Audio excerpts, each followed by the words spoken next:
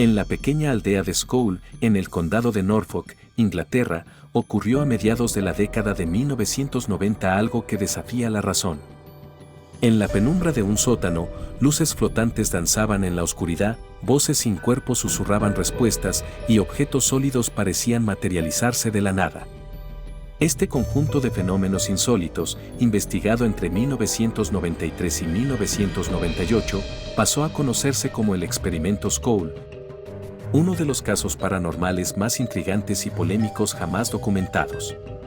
Aquellos que presenciaron estas sesiones hablan de eventos extraordinarios, puntos de luz que atravesaban mesas sólidas, melodías inexplicables que llenaban la sala y fotografías que revelaban imágenes en rollos de películas sellados.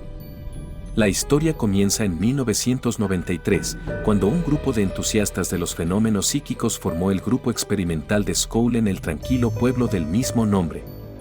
Entre sus miembros fundadores estaban Robin y Sandra Foy, quienes habían investigado la mediumnidad física durante años, y los médiums locales Alan y Diana Bennett, conocidos por afirmar que veían espíritus desde la infancia.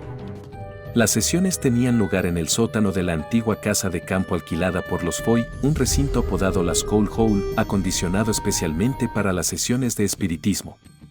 La habitación era pequeña y quedaba sumida en oscuridad absoluta durante las reuniones, con únicamente unas marcas luminosas colocadas estratégicamente para orientarse.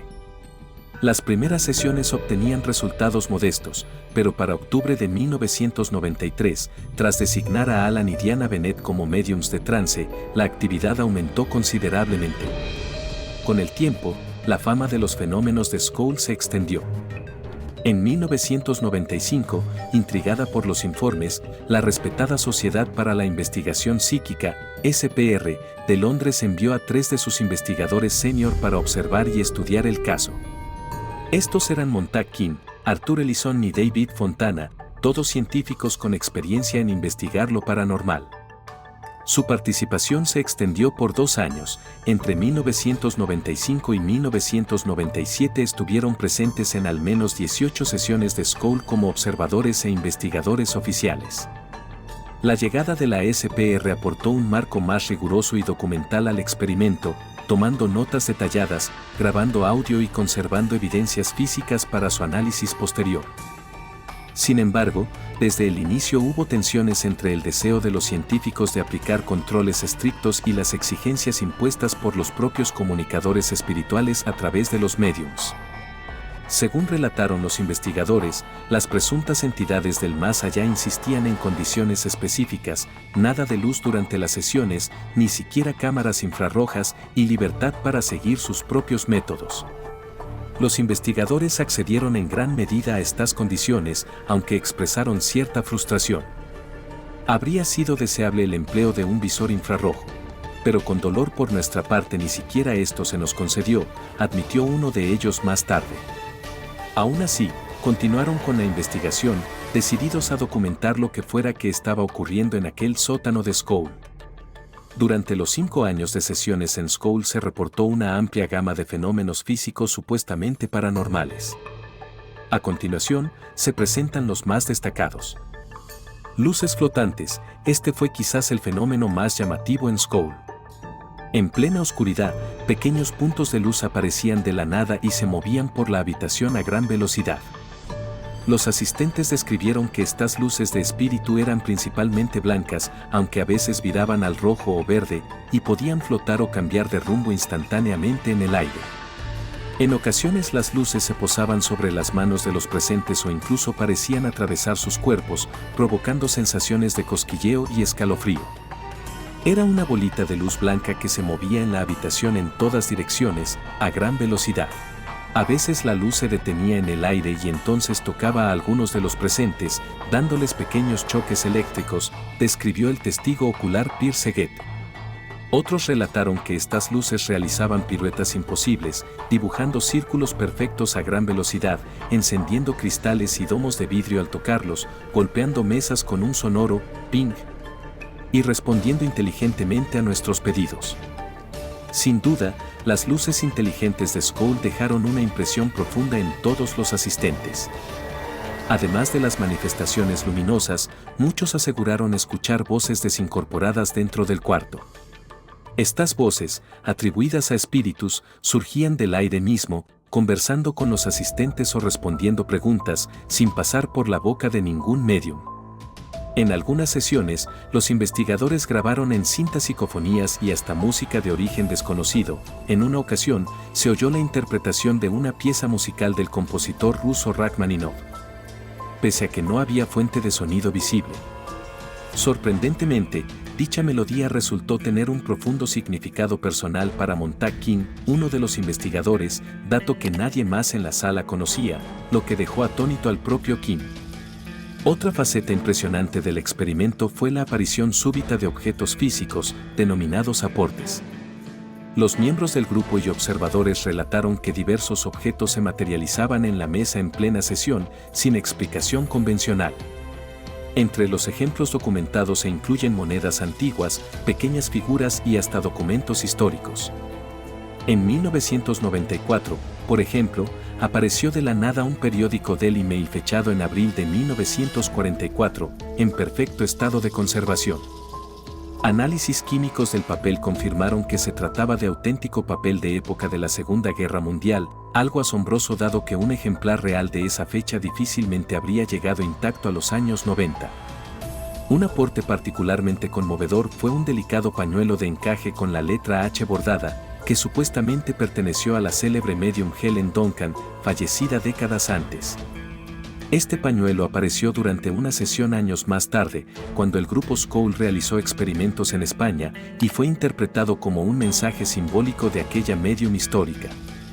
Hallazgos así dejaban perplejos incluso a los más escépticos presentes.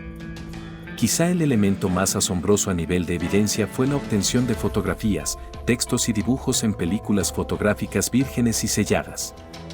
El grupo colocaba rollos de películas sin exponer dentro de recipientes cerrados o cámaras sin objetivo durante las sesiones, a la espera de que las entidades los impregnasen con mensajes. Increíblemente, cuando las películas se revelaban, aparecían imágenes y escrituras que nadie físicamente había tomado. Entre las fotos obtenidas hubo desde paisajes y rostros hasta documentos. Un carrete reveló la imagen de la Catedral de San Pablo en Londres durante el bombardeo de la Segunda Guerra Mundial y otro mostró la portada de un periódico Daily Mirror de época victoriana.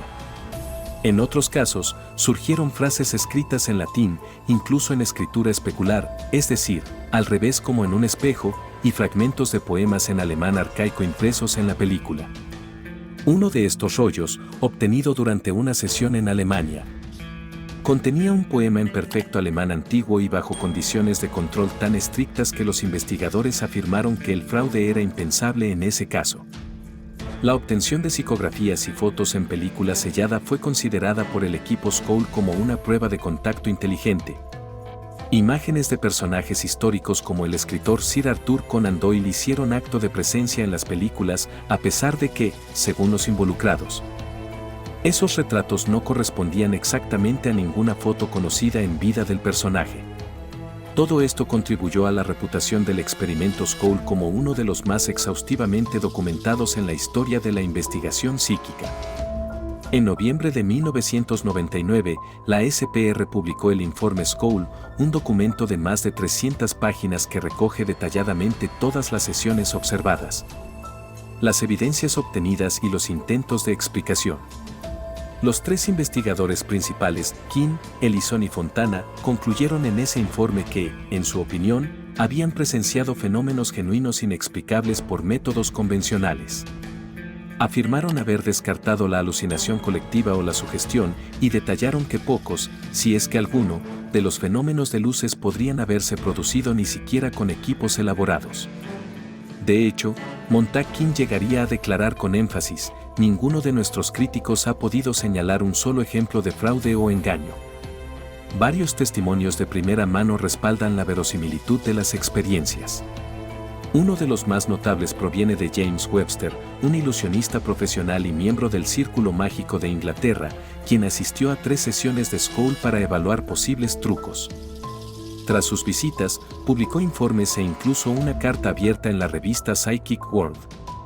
Su veredicto fue sorprendente: no descubrí ninguna señal de trampa y, en mi opinión, tales trampas no eran posibles por el tipo de fenómenos observados bajo las condiciones aplicadas.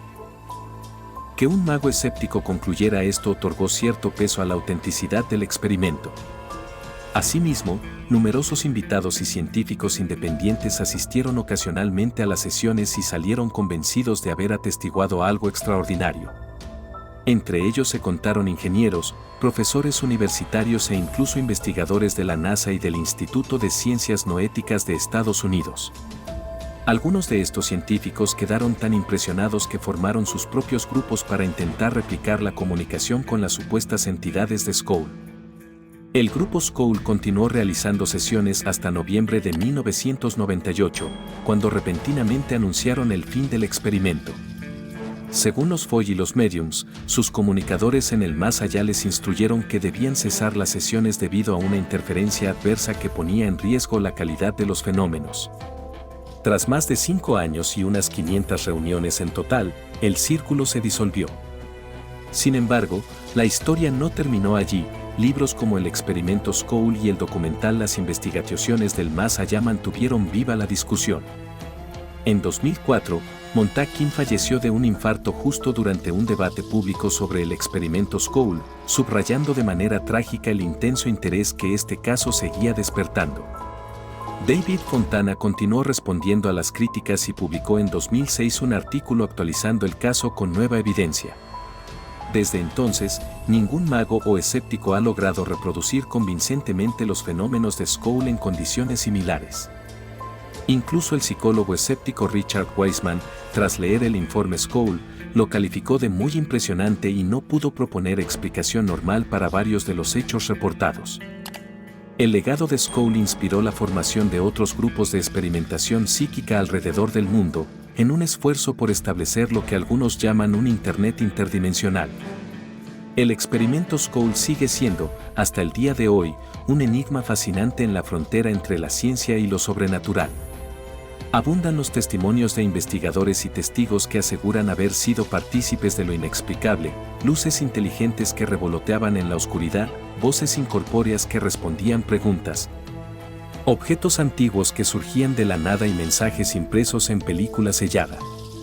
Para muchos, lo que ocurrió en Scole no fue una ilusión, sino un atisbo de una realidad más amplia, quizás aún fuera del alcance de nuestra comprensión.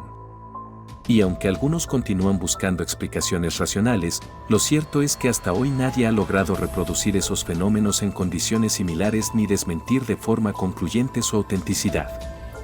Tal vez, lo ocurrido en ese pequeño sótano fue un eco de otra dimensión, una rendija abierta entre nuestro mundo y algo más. O tal vez, fue simplemente el reflejo de una búsqueda humana tan antigua como la muerte misma, el deseo de saber si hay algo más allá.